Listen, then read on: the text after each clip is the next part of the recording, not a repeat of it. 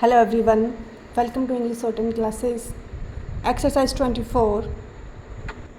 Get ready for the dictation. Dictation will be start in 5 seconds.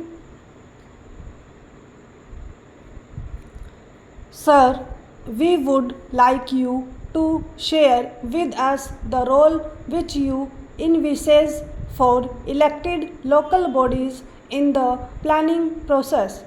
At present, there exist many different agencies outside the framework of democratically elected local bodies to whom is entrusted most of the major tasks of urban planning. These include city development authorities and city improvement trusts, besides a number of state government agencies owing responsibilities to the state government above but not to the people below. If planning for economic development and social justice is to become the centerpiece of the activities of democratic local bodies, should all these other agencies be dissolved or merged into the elected local bodies? Or should they be kept separate and above the system as at present? The answer you give should be compatible with our basic principle of maximum devolution. The second point relating to planning is the methodology for coordinating urban planning with rural planning. While it would, of course, be appropriate for urban and rural bodies respectively to plan matters which fall exclusively within the irrespective jurisdiction, it has to be recognized that growth impulses largely come from the interaction between urban groups and their rural areas. It is because the linkages between town and country are so crucial to growth that many state governments have established bodies like the District Planning Board or the District Planning and Development Council to identify and strengthen these linkages. The tragedy is that in the name of coordination, District Planning Board have been established outside the framework of democratically elected local bodies and generally placed under the charge of a minister appointed by the state government. Thus, the most crucial planning functions and much of the effective decision-making power, as also the allocation of the bulk of finances, has been vested in bodies which are outside the democratic framework of local government and are dominated by ministers appointed by the state government. I call it a tragedy because it is through these agencies that the elected authority is bypassed or overruled. In the name of coordination, democracy is being sabotaged. In the name of coordination, the will of elected local bodies is being subordinated to the will of the state government.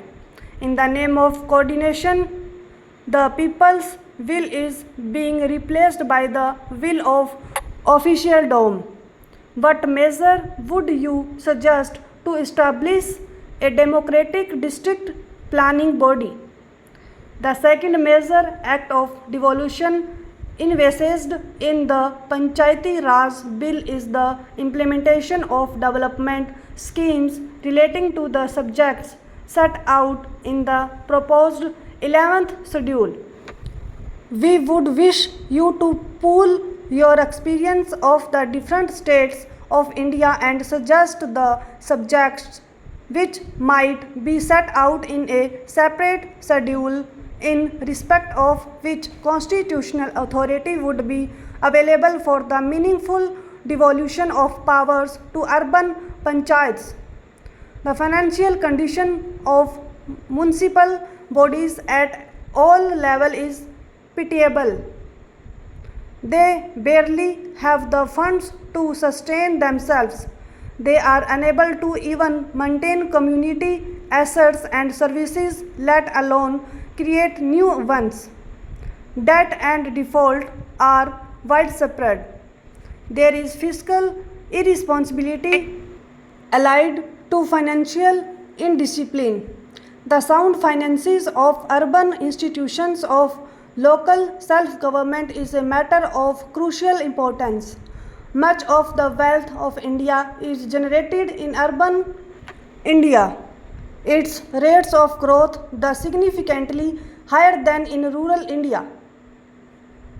The asset which municipal bodies sit on, namely urban land, is a very valuable commodity whose values goes on increasing rapidly. We would like you to examine in depth all questions relating to the financial health or urban bodies. You have numerous reports on the subject prepared by committees established by both the central and state governments. You have in the Panchayati Raj Bill the proposal for the establishment of a state finance commission to set out principles on the basis of which taxes may be assigned to or appropriated by Panchayati Raj institutions at different levels. Then there are the grants in aid from the consolidated fund of the state and funds from centrally sponsored schemes as such. Should the proposed State Finance Commission also set out similar principles for financial devolution to urban local bodies? Should there be centrally sponsored schemes for the urban areas? There is also the question of access for municipal bodies to institutional finance and the capital market. We would like your consideration of these financial questions to be guided by the sentiments expressed by Jawaharlal Nehru when he presented his first report as chairman of the Allahabad municipality 66 years ago. Finally, we would like you to consider issues that are vital for efficient municipal administration but are not perhaps amenable to settlement through a constitutional provision. For example, what should be the relationship between the municipal bureaucracy and the elected municipal representatives? How does one ensure harmony and cooperative relations between the municipal bureaucracy and the democratically elected representatives of municipal bodies?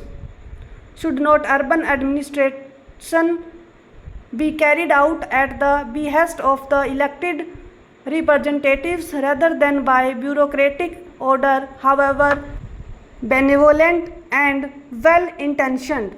Stop.